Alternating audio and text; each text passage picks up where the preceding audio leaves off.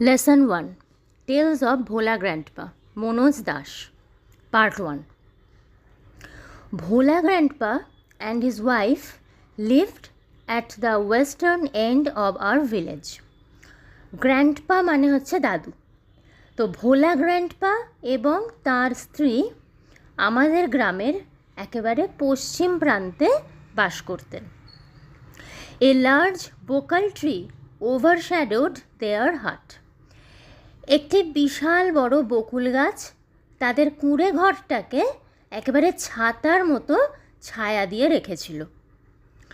In the bakul tree lived a small troop of monkeys.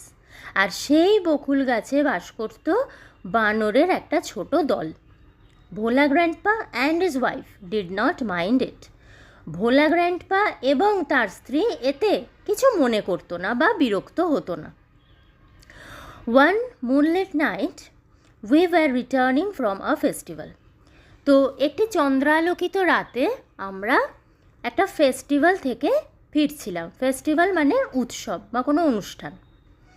The road was long and fog. তো রাস্তাটা ছিল দীর্ঘ এবং কুয়াশায় Dhaka. I was riding on the village chowkidar's shoulders. আমি গ্রামের চৌকিদারের কাঁধে চেপেছিলাম। তার মানে আমরা বুঝতে পারছি এই কথাটা থেকে যে ন্যারেটর অর্থাৎ যিনি গল্পটা বলছেন তিনি তার ছোটোবেলার এই ঘটনাটা বলছেন। Suddenly Bhola grandpa late out a loud well. হঠাৎ করে ভোলা গ্র্যান্ডপা চিৎকার করে কেঁদে উঠলেন বা বিলাপ করে উঠলেন। Everyone in our party was surprised. তো আমাদের দলের প্রত্যেকেই খুব অবাক হলো। We halted. আমরা থামলাম। Enquiry revealed that Bhola Grandpa had taken his grandson to the festival. তো জিজ্ঞাসাবাদ করে জানা গেল যে ভোলা গ্র্যান্ডপা তাঁর নাতিকে ওই ফেস্টিভ্যালে নিয়ে গিয়েছিলেন।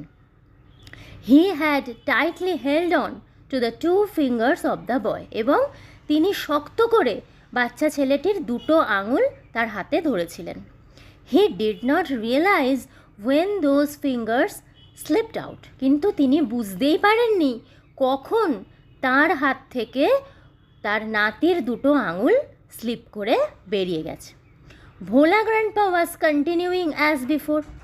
তো ভোলা গ্র্যান্ডপা তো আগের মতোই হাঁটতে থাকলো। ব্যাপারটা কীরকম, মানে ভোলা গ্র্যান্ডপা তার এটা একটু কল্পনা করতে হবে। ভোলা গ্র্যান্ডপা তার নাতির হাত ধরে যাচ্ছে, এবার হাত থেকে নাতির দুটো আঙুল বেরিয়ে গেছে, কিন্তু ভোলা গ্র্যান্ডপা সেটা বুঝতে পারেনি। তাহলে ভোলা গ্র্যান্ডপার হাতটা কীরকম থাকা উচিত?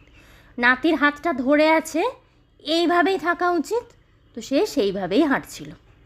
দেন someone asked Bhola grandpa what he was gripping. এইবার কেউ একজন ভোলা গ্র্যান্ডপাকে জিজ্ঞাসা করলো যে ভোলা গ্র্যান্ডপা কী ধরে আছে। তার মানে একটা মানুষ তার হাতে কিছু নেই অথচ হাতটা করে আছে এরকম যেন সে কিছু একটা ধরে আছে। তো যে সেটা দেখছে তার একটু অদ্ভুত লাগছে। তো সে এটা দেখে ভোলা গ্র্যান্ডপাকে জিজ্ঞাসা করলো যে ভোলা গ্র্যান্ডপা কী ধরে রয়েছে। He remembered his grandson. আর তখনই তার নাতির কথা মনে পড়লো। And let out a loud wail. এবং মনে পড়া মাত্রই ভোলা গ্র্যান্ডপা চিৎকার করে কেঁদে উঠল বা বিলাপ করে উঠল। My father chose to sharp-eyed men from our party to go back with Bhola grandpa to the festival. এইবার আমার বাবা আমাদের যে দলটা সেই দল থেকে দুজন ব্যক্তিকে বেছে নিল। দুজন কীরকম? শার্প-আইড, অর্থাৎ যাদের দৃষ্টি খুব তীক্ষ্ণ। কেন না? যাতে তারা ওই ফেস্টিভ্যালে ফিরে গিয়ে ভিড়ের মধ্যে থেকে বাচ্চাটিকে খুঁজে পায়। এবং to go back with Bhola grandpa to the festival মানে হচ্ছে যারা ভোলা গ্র্যান্ডপার সাথে আবারও ওই ফেস্টিভ্যালে ফিরে যাবে এবং বাচ্চাটিকে খুঁজে নিয়ে আসবে। The grandson was found before long. কিন্তু নাতিকে খুব তাড়াতাড়ি পাওয়া গেল। He had taken a cosy shelter under a cows বেলি। সে কিন্তু দিব্যি একটা গরুর পেটের তলায় একদম আরামে আশ্রয় নিয়েছিল। I remember another funny incident about Bhola Grandpa related by my father.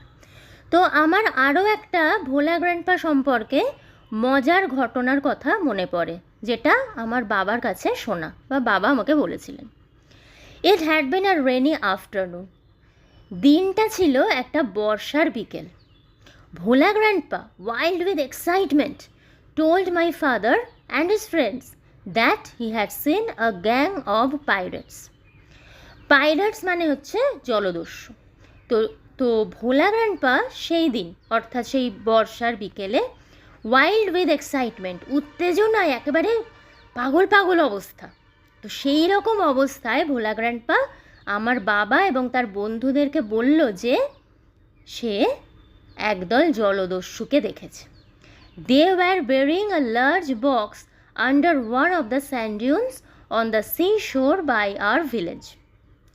তারা নাকি একটা বড় সড়ো বাক্স বেরিং মানে মাটির তলায় পুঁতে রাখছিল, under one of the sand dunes. কোথায়, কিসের তলায়?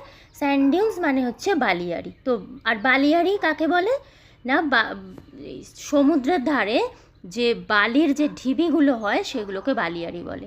তো এরকমই একটা স্যান্ড ডিউনসের তলায় বড় বাক্সটা ঢুকিয়ে রাখছিল বা পুঁতে রাখছিল, অন দ্য সি শোর বাই আওয়ার ভিলেজ। আর স্যান্ড ডিউনসটা কোথায় না, অন দ্য সি শোর, সমুদ্রের তীরের ওপরে, বাই আওয়ার ভিলেজ, আমাদের গ্রামের পাশে। তাহলে আমাদের গ্রামের পাশে যে সমুদ্রের তীর, সেইখানে যে বালিয়াড়ি, সেই বালিয়াড়ির তলায়, বালিয়াড়ির যে বালি, সেই বালির তলায় তারা একটা বিশাল বড় বাক্স পুঁতে রাখছিল। এটা নাকি ভোলা গ্র্যান্ডপা দেখেছে। At once, father and his friends started looking for the hidden treasure.